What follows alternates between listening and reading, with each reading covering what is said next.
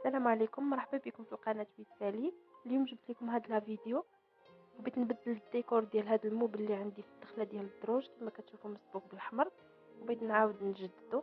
خليكم معايا.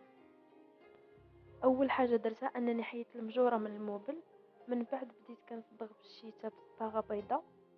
درت لاكوش الاولى بالشيته، غنخليها حتى تنشف ونعاود بالرولو لاكوش الثانيه لان كوش وحده ما كافياش.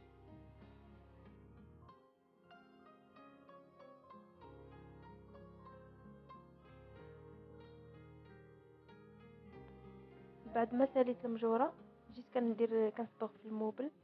هنا لاكوش الثانيه اللي كنعاود له من الفوق، من بعد غندير الجناب. هنا بين ما نشفات لي الصباغه جيت نوجد لا ديكوراسيون اللي غنحط من فوق هاد الموبل.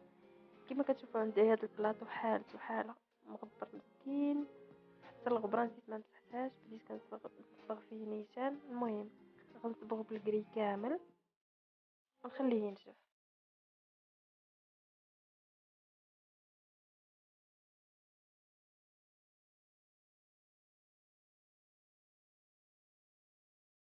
بين ما نشف لي البلاطو جيت كنوجد في هاد الشميعات اللي عندي في الابيض، حتى جيت دوك القلوبه ديال العود ديال الخشب هما اصلا، وكردة خشيتها في هذاك الثقب اللي فيهم ودورتهم على الشمعة.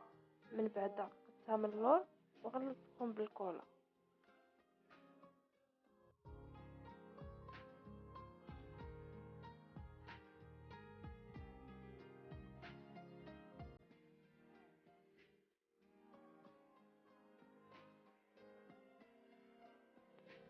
هنا بعد ما نشف لي البلاطو حتى هو غندير له نفس الديكور اللي درت للشمعات.